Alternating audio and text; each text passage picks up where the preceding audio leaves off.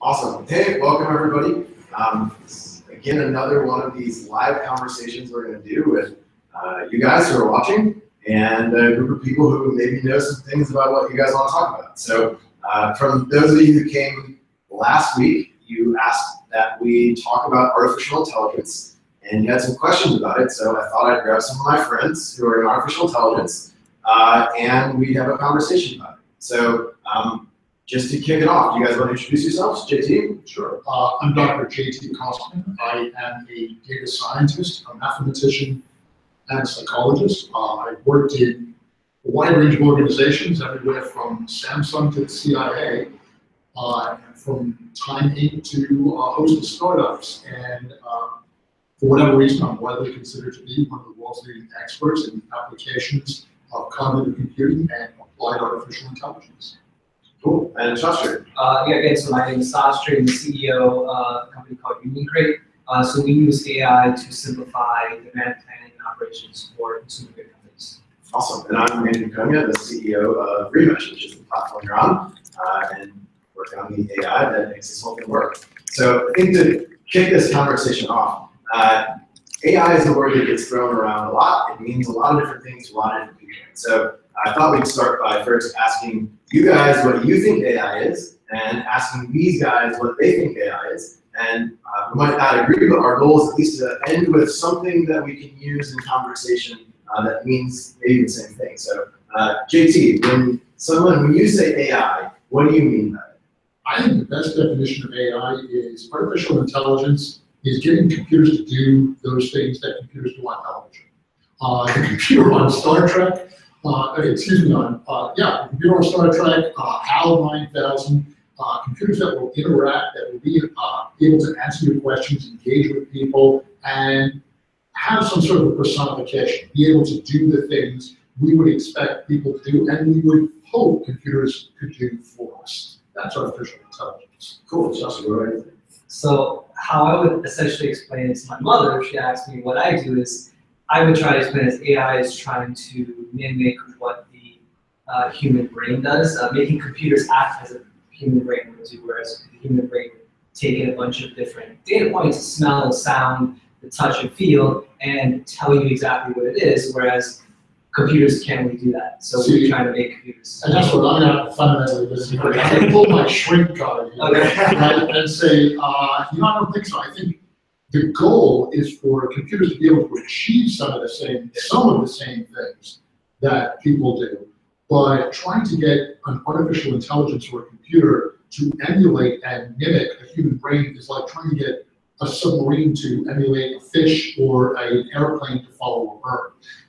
Remember, what are computers great at?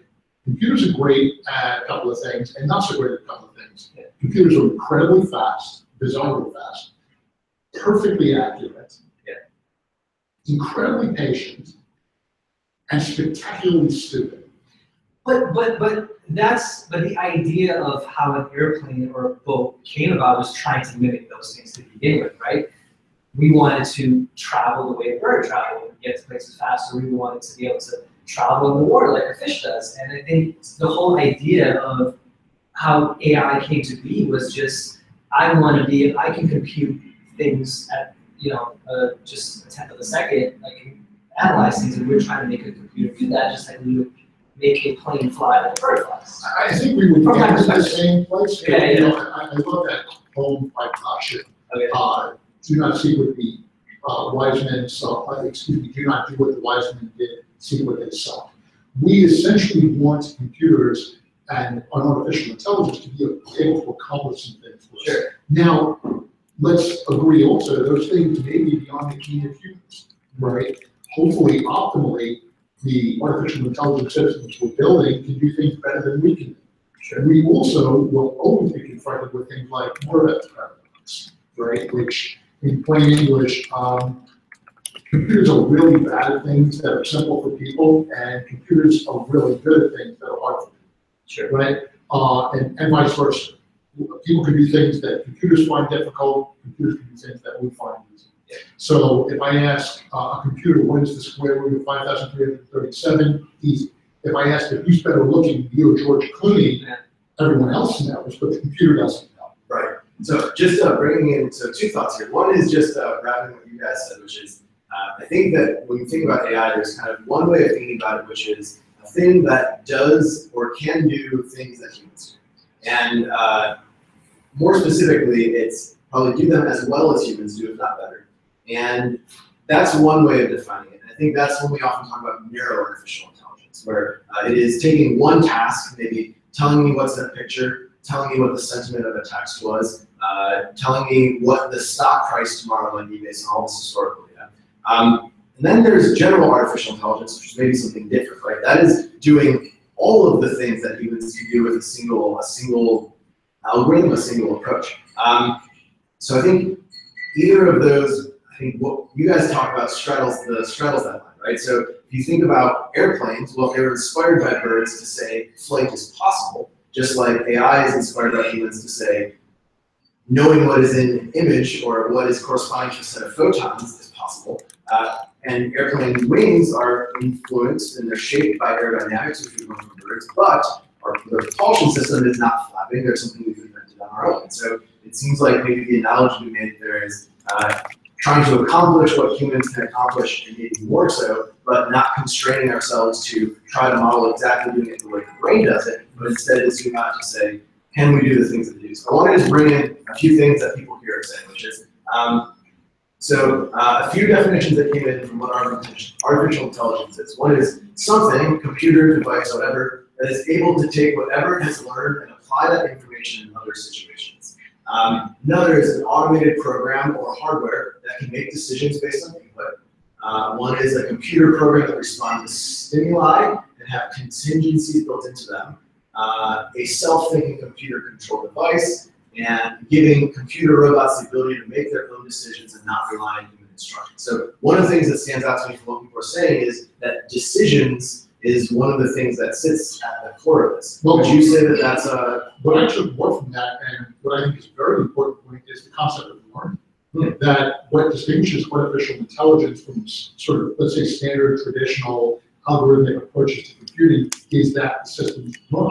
They become better and they refine themselves and they actually truly do learn all the time.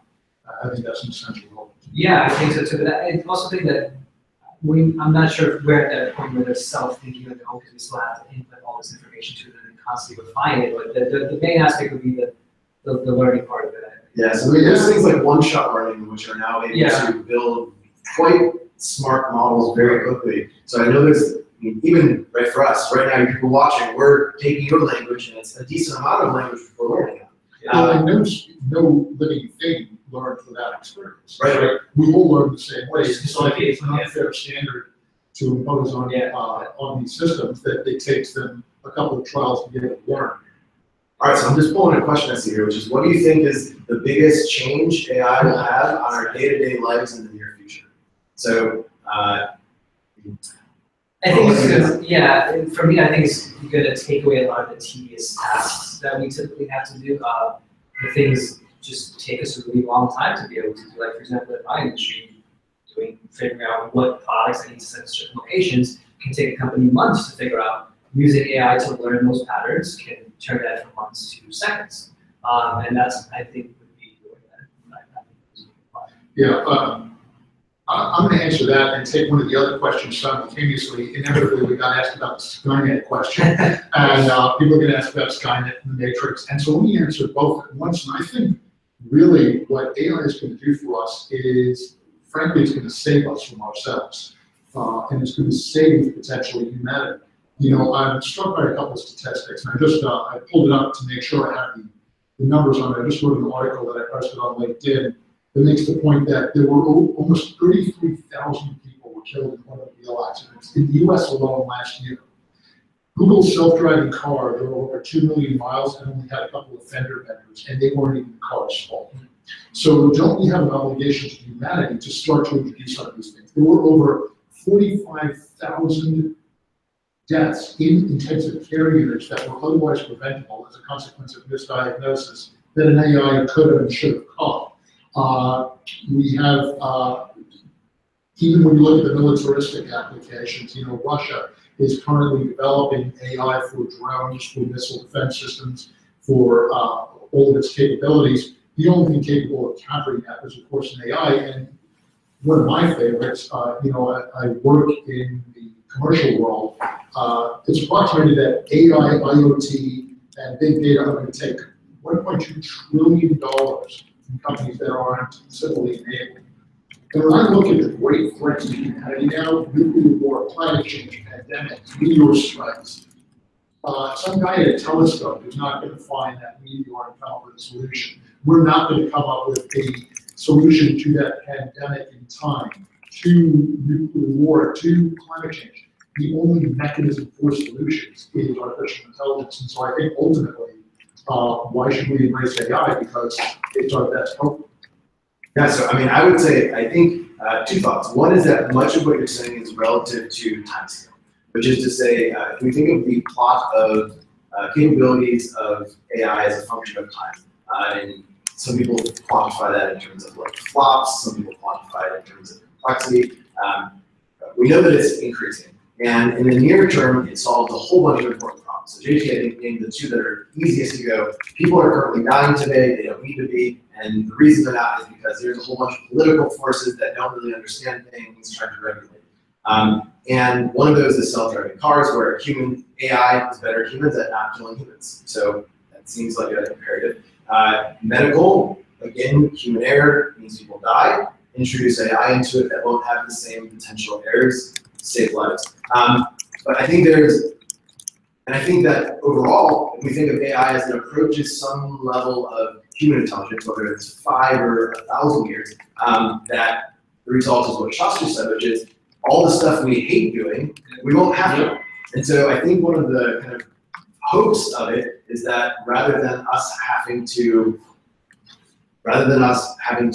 think about AI as a thing that will steal our jobs, as a thing that means we don't necessarily have to have them. But I think, so I probably disagree with these two, or rather I assume that I do, which is to say that I think there is a real, so as AI approaches and crosses the line of its ability to design and improve itself on par with our ability to design and improve it, that we do face an exponential increase in whatever its capabilities are. So I know kind of Max Tegmark's thinking around this is the line he draws is relative to right now, we can evolve our software very quickly. I can go read a book tomorrow, and I now put a new program in my brain, and I've improved my software, my ability to do something. However, my hardware, the thing that I actually can use, is largely still improved over the course of evolution, which is a much slower process. And AI comes with it the possibility that not only can it improve its software like we can, but potentially can also continually improve its hardware. And so there's where there's these ideas of multiplicative gain or kind of exponential gain in capabilities that lead to ... question marks. Yeah, but I don't know why we necessarily infer malevolent intent and malevolent outcomes as a consequence of that. You know, there's this pervasive dystopian zeitgeist that as the AI evolves, it will necessarily subjugate all of humanity, it will take over, and you know that's frankly just silly.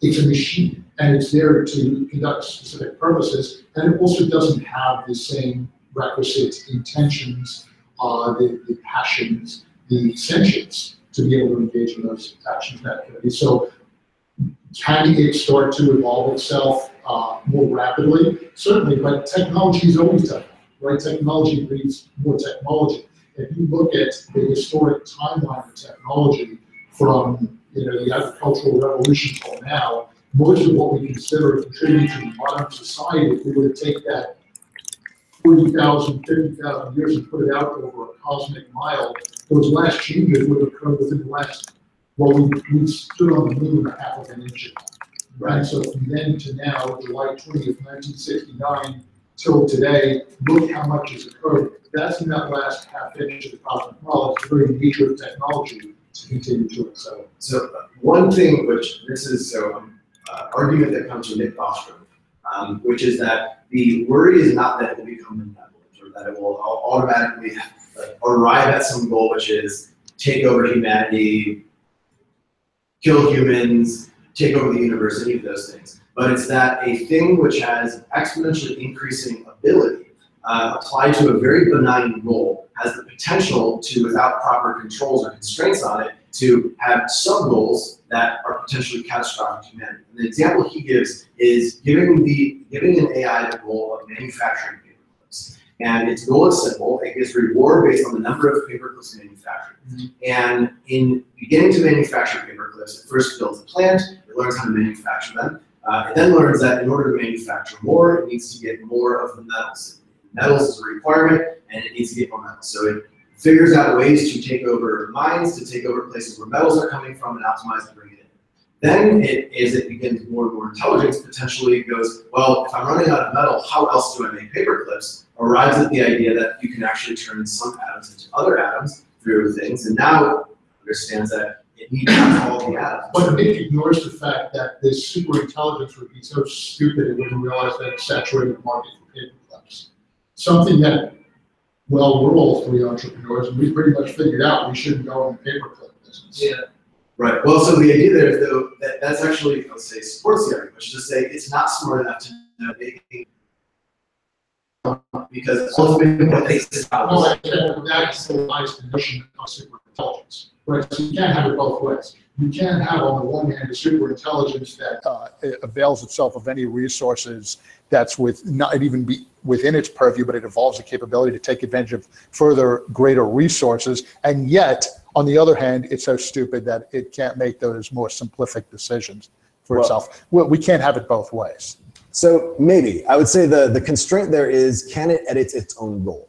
So if you have a hyper intelligent, or you have a super intelligence, and it is unable to edit its goal, and its goal is to increase paperclips, then we're in the situation where it starts taking over the world to make paperclips. If it can edit its goal, then we're in a situation where we must ask the ethical questions of what space of goals is it allowed to make. And so under your constraints, it would say, we instead would have given it the goal of make as many paperclips as possible conditioned on it's profitable. And if that was the goal, then it makes until the market saturates. You're assuming that you can constrain those goals, that you have delimited those goals, and those goals can't be evolved as a consequence of its inputs, right? Which seems unlikely. Even if I have a very rudimentary algorithm, it'll enter into eventually an infinite loop if it's trying to accomplish an unsuccessful goal.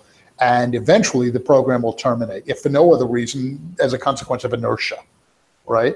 And so to say that we would make a more evolved learning system, that belies the notion of learning. Then it's not learning. If it keeps working toward an impossible goal with no reward, no reinforcement. And by the way, the very notion of learning requires a reinforcement, right? Learning, it's dependent on the situation, right?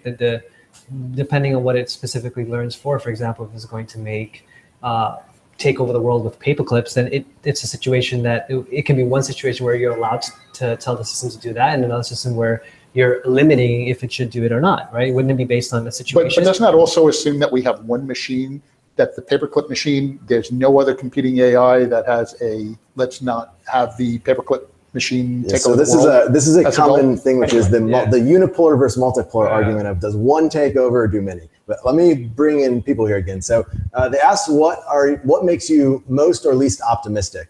And so looking at the people who were optimistic here, few answers were, I think AI has been steadily improving and don't see any reason why it won't be perfected and put to good use in the future, which I think is what you're saying, JT. Human ingenuity can produce incredible things. Producing something that can think and learn has mind-blowing opportunities, again, being optimistic. I'm excited to see how it can be implemented in the future, but skeptical as to the ramifications of what AI will bring the workforce and the economy.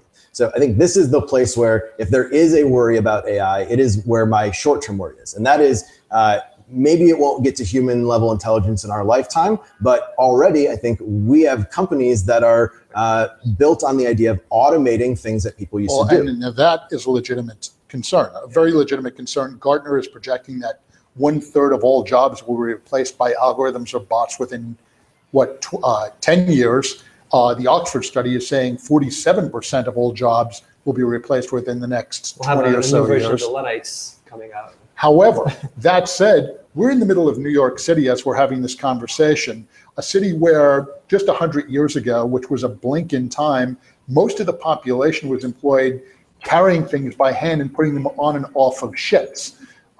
And so we tend to evolve. It's the very notion of creative, Schumpeter's notion of creative destruction. That's the nature of an economy. Jobs evolve. We don't have a lot of people walking up and down the street lighting lamps, gas lamps anymore. We don't have people who are standing in the elevator, operating the elevator as I come up and down. Jobs that I'm old, so jobs that I grew up with don't exist anymore, and we tend to absorb them into the economy. And by the way, whenever we talk about all the lost jobs from AI, we're unmindful of all the jobs that will inevitably be created as a consequence of this new technology. Remember, we thought, or at least I'm old enough to have thought, that washing machines would mean that women had nothing to do at home anymore, and they would be completely relieved of all their burden. PCs in the office were going to put office workers out of work, and forklifts were going to disrupt the entire population, let alone Maersk and shipping containers. And that's before we go back to the loom, right? Yes, I mean, if you think about it, then two questions for you guys that stem from this, which is one, do we want to, is the idea of making sure everybody has a job a good thing? So if we start thinking about some percentages of jobs going away and some coming in, and we say we don't really know what that nets to, but overall we can say for sure that we as a society are going to be creating more value, right? Is the idea that should we be thinking about how to distribute that value in certain ways? Should we worry about the fact that as people build out artificial intelligence to replace those jobs and thus grab the value, that there's a risk of consolidation? But you're asking two different questions. You're asking if everyone should get a job, and you're asking if we should have equitable distribution of resources. Those are two different questions. They don't necessarily have to go hand in hand. So I asked them that as two different questions for two different answers. Personally, I'm in favor of both. I'm in favor of a universal basic income. I think, frankly, I'm in favor of things like universal health care. I think if you're not just a citizen of the United States, but if you're a person, you have a right, certain basic inalienable rights. I think the framers of the Constitution of the United States were correct. I think things like being cared for, having access to health care, education, safety. Interestingly, Thomas Malthus, probably the greatest malcontent of all time, contended that there were these universal truths and these universal rights that we should all have, and it included those very things. The universal right to access under law. That answers the question of resources and equitable distribution. And by the way, I'm not saying necessarily equitable. Right. There's some floor. Level distribution, yeah. But considering the fact that we have the biggest economic inequity in the history of the world in the United States right now, I'm a devout capitalist. I'm not socialist or communist, however. The idea that 300 families control, 86% of the wealth of the United States currently seems a little inequitable to me. And writing that a little bit more, if no other way through the tax codes, I think absolutely. I think people who work hard should have a right to be able to eat, to be able to have a warm place to sleep at night. As to the second question of work, I think it's one of the fundamental expectations of humans. We don't do well just sitting around with nothing to do. I'm a shrink, and I am certainly not a Freudian, but Freud contended that other than the sex drive, which he was a little bit obsessed with, admittedly, the one greatest drive for people is the drive to work, to find meaning through engaging in consequential activity and doing something purposeful in your day. And so I think both. Yeah, I agree with you. I think people, as you brought up, instances in time where things have been replaced where you grew up with and jobs have changed and adapted over time. I just think people are going to adapt to those changes and fill the roles as it comes. So new AI companies, new software companies that exist, and they're creating new types of jobs. People are inevitably going to have to adapt themselves and the education they take and what they do to actually fill those roles, replace what they've lost. Yeah, I agree with you. And I kind of wonder, and it bothers me when we look at education in the United States right now, never mind the fact that we're slipping so greatly in all the significant areas in reading, mathematics, and sciences.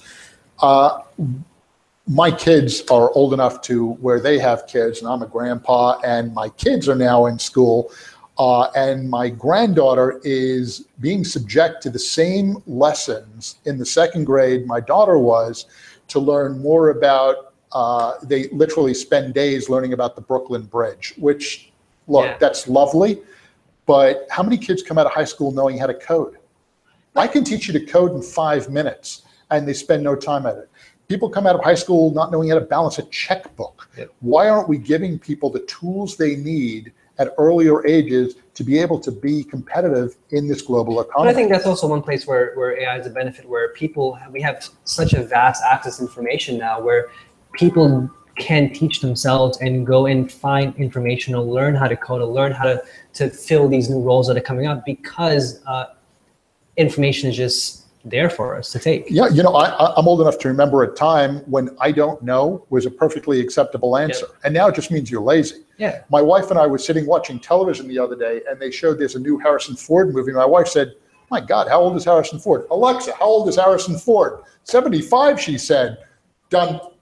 I mean, I remember having to go to the library and get Cliff Notes to do book reports in school. And it's like now I could just search it and do was in school now, just do a book report. I have to go to the library, sit there, take out a book, all get the a words Cliff knowledge note. is literally It's at your fingertips. So it's also, I think, you know, we're all worried about, you know, it taking jobs, but I feel like people have to look introspectively at themselves and figure out, yes, we are going to be replacing a lot of jobs that are inputting jobs and tedious jobs people are doing now, but you have to figure out, how do I evolve as a person? How do I learn? How do I fill those roles? And I think that's the key point. You made the point about Nick Bostrom making the point that our hardware hasn't really upgraded and takes some time, and that's absolutely true. But biologically, humans haven't changed physiologically in 1 million years. It doesn't mean we haven't evolved culturally, socially, intellectually. So I would say our software has certainly improved over time. And let's hope. I think, not universally. Humanity might have regrets to be like. On average, let's say. Everyone is worried about artificial intelligence. I'm worried about intelligence. Exactly. That's frankly what concerns me. That's very true. All right, let me just bring some 100%, things that people are saying here. So Jeff, can you scroll to the top on this guy right here? So we asked the question of, what are your thoughts on the impact of jobs that comes with artificial intelligence?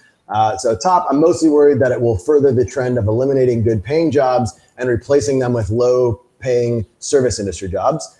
2, people will be out of work and start to lose their homes and won't be able to feed their families. 3, he made a good point about past technologies potentially taking jobs. I think we'll find new ways to use our time once AI is implemented. And I think I could potentially hurt jobs, especially at first before people learn how to adapt. So a few things that I take away from this is, 1, when people have a worry about losing their jobs, I think there's 2 worries there. And you unpack this beautifully, which is there's the worry of being able to sustain my needs. So my job is what gives me money. My money is what gives me health care, home over my head, food, puts my kids in college. And then there's the other worry, which is being able to meaningfully contribute to society by doing something, and not even meaningfully contribute to society, but engage oneself in one's mind. You know, Gene Roddenberry was a visionary.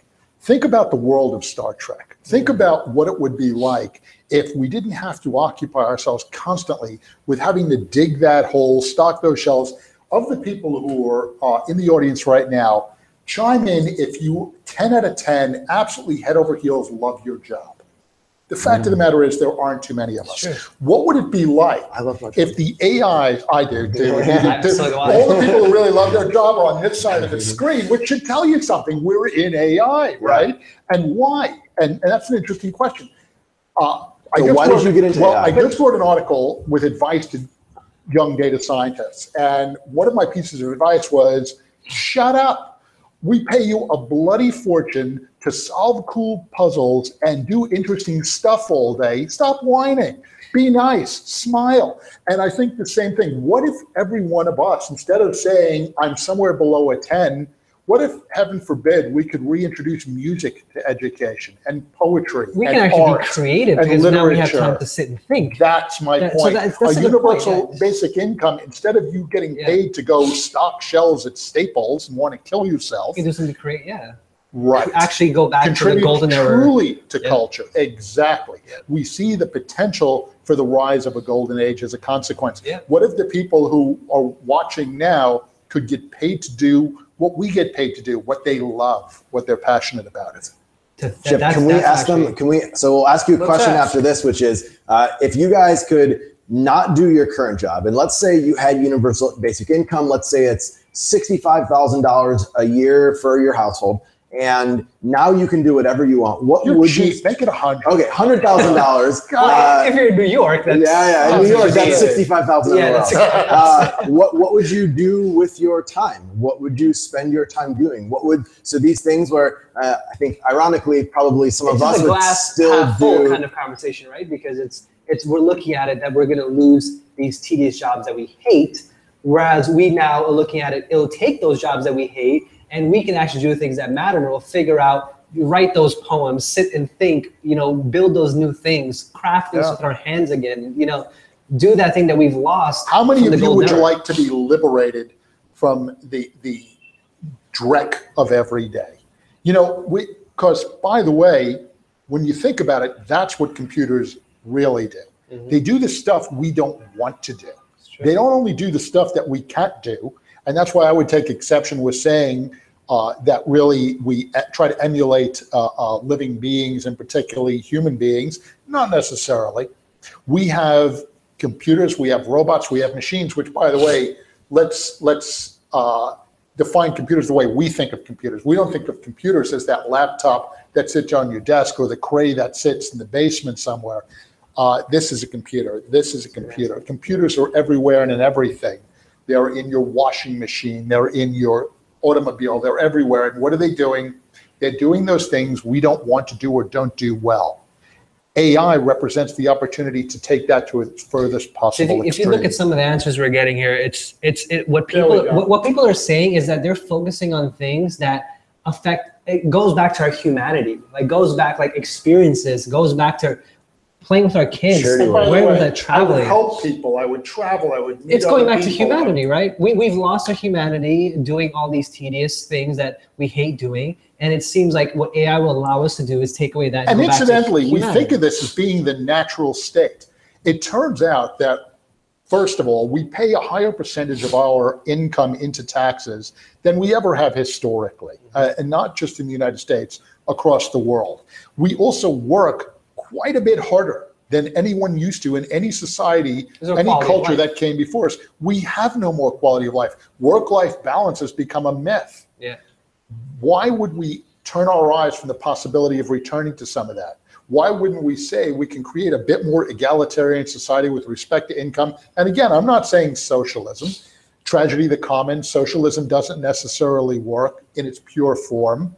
And yet, Canada and Switzerland and Israel seem to have made healthcare work from a socialist. How would it be if, heaven forbid, something happens to your child and you don't have to have your first concern be, you don't have enough money to have them taken care of? How would it be if you could send your child to the best schools to get the best care? I wrote an article a little while ago. And you actually take them to school. Exactly. I wrote another article titled AI Will Never Take This Job, which was more an homage to my wife, who happens to be a nurse. There are jobs that artificial intelligence will never take away. Great teacher, while we can learn anything and get access to anything, great teachers will never be wholly replaced. Nurses will never be replaced. Diagnosticians will be. But that liberates the nurse and the doctor and the radiologist to do what they should be doing, the human part of work. And I think even in the service industry, I would argue slightly that some of those jobs will be taken away. But more importantly, let's not think of jobs. Let's think of the tasks of the jobs. And those tasks that we hate. So one thing you said, JT, which is that certain jobs will never be taken away. May or may not be true, but I think you make one assumption there, which is the assumption that artificial intelligence truly will never reach human level. Well, and as a physicist, I think about the physics of what generates intelligence and say that there's no laws of physics that govern our brain that mean some other set or way of combining molecules can't be as good as we are or better. So let me say, I wrote a rebuttal to that article because the most common response I got to that article was never say never. Yeah. And so I wrote a new article titled Never Say Never Say Never, because you sound like an idiot. Yeah. My point is we have to think on human scale, right? The likelihood of our creating the, and I'm sorry, how many neuronal connections are there? 100 trillion. And each one of those 100 trillion 100,000. So 100 trillion 100 connections. trillion neurons. No, I think it's Each with 10 1,000 billion neurons, 100 trillion Point connections. being, look at Metcalfe's law and look at the network effect. Right now, we can't even really emulate T. elegans, the worm, Yep. right? To be able to replicate humanity and a human mind, but even then, and even if we did, which mind? We can't even create a fly. I mean, I think like humans can't create a fly. And even if we could, which mind? Yeah. You know, George Carlin. Well, so it's not the once- idea of, again, remember, it's not emulating a mind as in terms of, I want to emulate the exact physics of the human brain and get a brain that way. Again, we don't want to create a submarine by modeling a fish. But the idea is to look at all of the things that the human mind is capable of, all of the tasks we could define for human mind to do. Can we define a computing structure, an information processing unit that is able to process information and reach conclusions at the rate of our minds? And Do you remember the great line from the movie version of iRobot? Will Smith is sitting across from the robot, and Will Smith says to the robot, "Can a robot write a symphony? Can it create a great work of art?" And the robot says, "Can you?" Yeah, but that's also to that we don't even know what the mind is actually fully capable of. Like we're taking a tiny piece. Well, so it's two questions. But wait a Do you minute, think even physics that, we keep limits it? talking about the mind as if it's a singular entity. Sure. George Carlin, the great philosopher, once said, the average person is a moron. And by definition, half the people are stupider than that. And the fact is, he's actually right.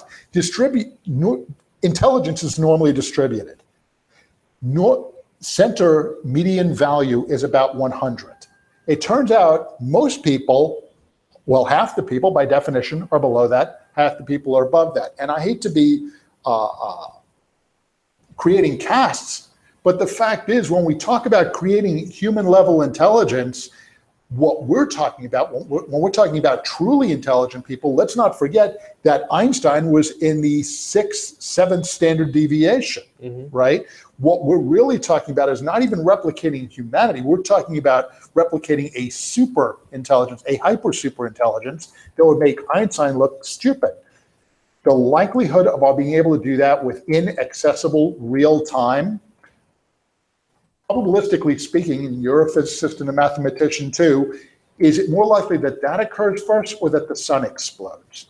Well, so right now they've done 2 studies on this now, and what they did is they talked to all people, like call it a representative cross-section of AI researchers, so mostly academics, some people in our world have applied, and what they came away with is that there is a general consensus that to 90%, I believe they asked the question, and maybe one of us can look this up while I'm potentially misquoting within air bars, which is that they asked people, how far out before you think we hit 50% chance of human level artificial intelligence? How far out before you think we hit 90%, right? And you get statistics and things on this. And the 50% out, I believe 50% chance came around 20 to 30 years out. And the 90%, I think, came more like 50 to 100 years out. And by the way, you're talking about the center of that distribution, or you're talking about the Einsteins and the Murray So Savants? I'm talking about passing the intelligence of the smartest human. And what I would offer is, let's stipulate and let's say that's true. Let's say we create a hyper super intelligence that's smarter than any human. So what? What's the danger there? How many hyper super intelligent humans have become serial killers? Have started to wipe out humanity? You know, I would say no humans can redesign themselves. If you were to cast the next Bond movie and come up with the next supervillain, it would more likely be Elon Musk or Stephen Hawking than a super AI, right? Well, so I would say it turns out that people have a proclivity in very small percentages toward pathology. But not only do we anthropomorphize this intelligence and take this thing and attribute human motivation and interest to it, we then psychopathologize it. We say not only will it have the same motivation, intent, direction as would a human, but the worst of humanity. The best and beyond the best of our cognitive capacity, but the worst of our malevolent So nearly intentions. all of the experts who argue of the kind of the cataclysmic potentials of AI, none of them argue it in terms of intent or in terms of malevolence or in terms of like it being evil in some way. Why do we strip intentionality away? Well, why do we say it has intention? Why do we say it meets or exceeds human level intelligence with the exception of intentionality? Well, I would say Because it can't be intentionality self-directed. is goals, right? So intention means I have why a would goal. we give it that capacity? It has every other, by the way, if it's super intelligent and hyper intelligent and exceeds the intelligence of any human, right? Then it has all those other capabilities except for intention. Well, no. So their argument isn't that it doesn't have intention. Their argument is they're not looking at it as a say of take human flaws and extrapolate them, and that's why they're worried. So that's not the worry. I guess the because worry it is, has intention. Why would its intention be homicidal? well, the answer is why wouldn't it, right? So given a set of goals, how do we constrain it? Because probabilistically speaking, when we look at humanity and we look at the likelihood and the manifestation of sociopathy, psychopathy, it tends to be a very small percentage of the population, and it tends to be parallel distributed, right? The manifestations tend not to occur among our hypergeniuses. Well, that assumes the boundary conditions and statistics that govern human intelligence are going to apply to artificial intelligence. Yeah, but intent is driven on desire, right? So I think we would. And that's another great point. We would have to. What's the motivation? We would have to assume that there's no motivation. Well, there's some calculations one can do, and I challenge you to do this in your mind, which is give a thing that has the power to do anything, which I know is a hard assumption, but we're going to get to the poles of an argument. Take a thing that has the power to do anything and give it a precisely defined goal. Wait, and remove. If it has the power to do anything, why would it limit itself to your goal?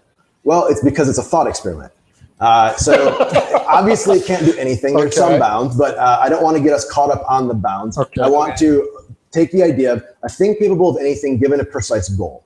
And then ask yourself the question, given the space of goals, we can define a space mathematically of goals. Of those goals, which ones, I can then say, what are all the sub-goals that it will find that it needs to accomplish that goal? And of those, what percentage are, let's say, could be the appearance of malevolence? But the experiment becomes specious only because by parameterizing that one aspect, those goals, and by saying, I have a hyper intelligence that's capable of anything, and yet, because it's capable of anything and could do anything, even something horrific, the one thing it will do is obey my meta goal.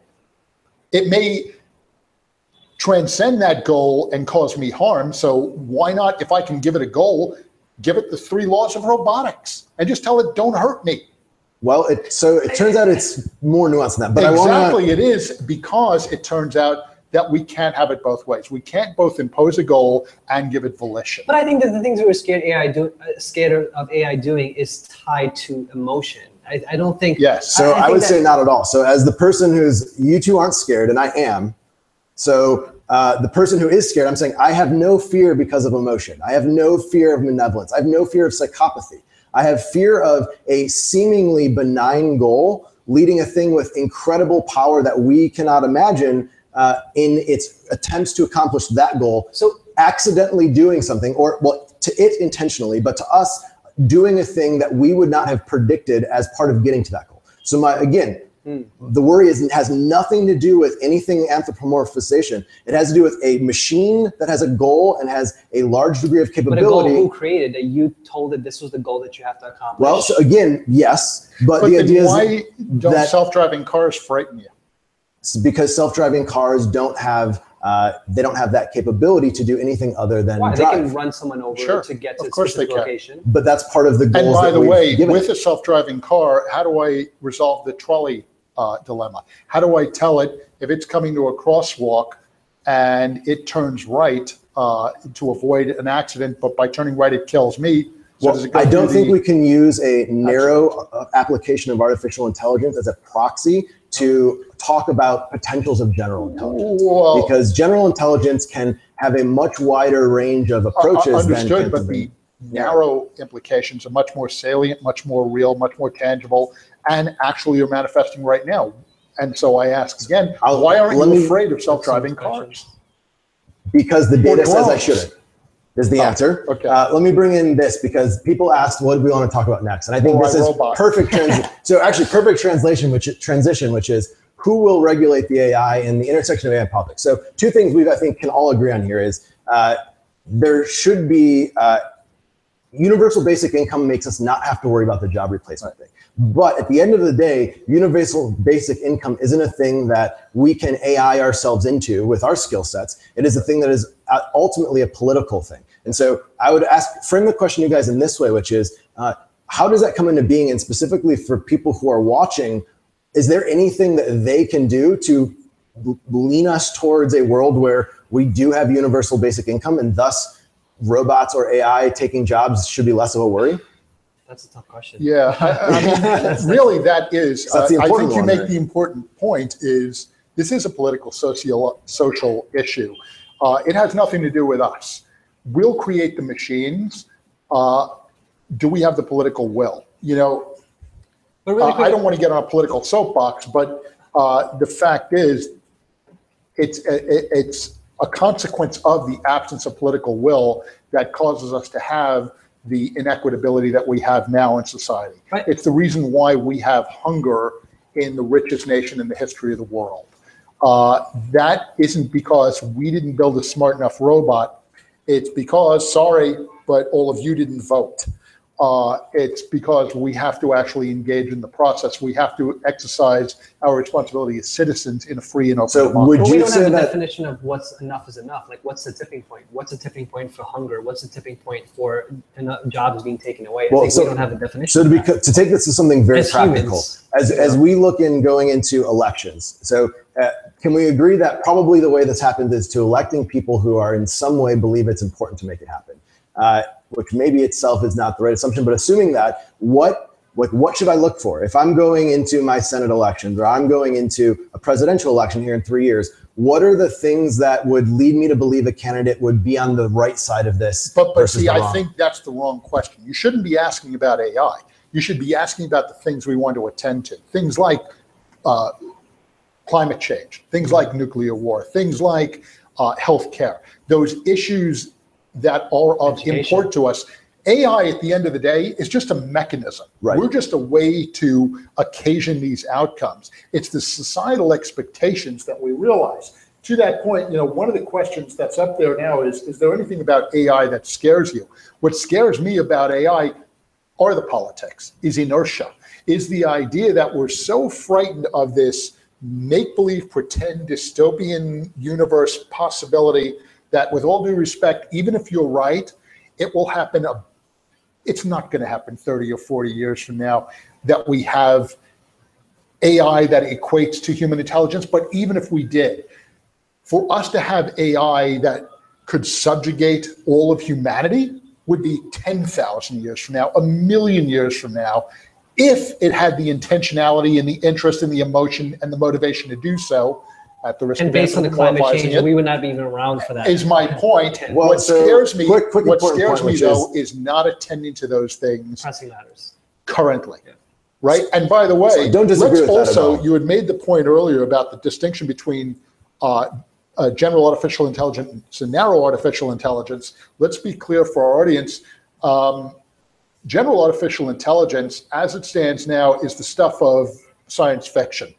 And there are maybe a handful of people who truly are taking it seriously. Very, very few of us. None of us are truly interested in AGI. Well, so I would say I am interested, but want to let the academic field run ahead. Understood. We are not engaging ourselves on a considerable part of our time in developing a super intelligence. Right. What we're talking about is much more beneficent. What we're talking about are capabilities that empower and enable humanity and make people's lives better for the most part. Yep. And in fact, of all of us, I'm the only one who's worked sort of on the, well, let's say dark earth side, right? Yep. I formerly worked with, all disclosure, I've worked with the US intelligence community, with the defense, the security agencies.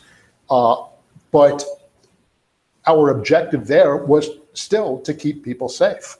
The idea of building a drone or a Reaper that has the capacity to be able to replace a soldier is to replace a soldier, is to stop bad guys, is to do positive things. It may occasion those ends kinetically, and in some cases, regrettably, but the intent of any work that's being done in artificial intelligence right now is not to harm. It's to occasion outcomes that benefit humanity. Well, I would say that's a strong assumption, given that in the last election, we had a lot of bots that played a role. And one might argue that the actors that were guiding those might not have necessarily been optimizing for the good of humanity. But wait a minute, that is unfairly anthropomorphizing and ascribing agency to a device. A toaster thrown into a bathtub is not the best circumstance. That doesn't mean a toaster is inherently evil or a bad tool or a bad technology. Well, so I would agree. A bot can be misused. The point is that technology can be misused. Well, you can beat me to, well, you couldn't beat me to death with this chair, but he might. It doesn't mean chairs are inherently evil. The point though is that, so just as guns had more power than a bow, maybe, that AI potentially is like all technology, it's a multiplier. It allows us to do more, to accomplish more. But there's a big difference between a gun and a toaster, right? And that is the intent with which it is designed and its intended purpose. A gun is intended to cause harm, right? And so I would entertain the argument at least that there's an inherent moral distinction between a gun as a piece of technology and a toaster. But if you were to make that argument, AI belongs on the side of the toasters. So then I guess we should be mindful that no one throws them in bathtubs. Always a good policy. Yes, indeed. All right, so on that point, I think we'll wrap things up here. So just to go through a few things, the most interesting things that you guys learned here today was how and where AI might go and what we might see happen in the future with it, what it might do to jobs and how we might evolve from that. How the guy mentioned how he remembers jobs are gone now, but you're the guy. I'm the guy. This is JT, by the way. I'm JT. I'm the guy. And something was just thrown to us. So AI did not throw it. Yeah, so this was from our AI known as Jeff. And so he asked us we introduce ourselves one last time. So I'm Andrew Konya, CEO of Remesh. This is... I'm Shastri, the CEO of Union Crate. Dr. JT Kostman. Awesome. So thank you guys. This has been awesome. Did we ask them what they want to talk about next week? So at least we don't care. The people still sticking around will just get what you guys are thinking about doing next week. I think we'll put this stuff online, sure. And come find me on LinkedIn. I'd love to continue the conversation. Keep this conversation going because I think this is one of those places where we kind of joke when we disagree and argue about these things, but they have real implications, even from the universal basic income, which I think is one of the most important things that takes the actual worry that we all agree on in AI, which is potentially disproportionate dislocation of economic resources. Yep. But that's a very clear solution to it. To the things that we don't agree on, which is to say, I'm in the camp that says physics says it's possible. Nothing says it's blocked. Maybe it'll happen. JT says, well, maybe it will, but it's a long time. And so these are things that are ongoing conversations. And so I challenge you, don't take our word for it. Read more, follow more. And I believe that this will evolve and opinions will evolve over the next 5, 10, 15 years as we learn that we know more than we thought we did or less than we thought we did. We don't know the answers. We're not artificial intelligence. We don't know yet. Cool. So I think we'll wait till this last question finishes up here. One last thing, everybody who wants to follow along with these as they go on, follow our Twitter handle, which is @RemeshLive. Is that correct? Yeah, so @RemeshLive. We do these every week and we try to talk about what you guys want to talk about. So let us know there and we'll keep you up to date there and we'll see you next week. Cool. Thanks, JT, Shastri. Thank you. Been a pleasure. Thank you. Fun.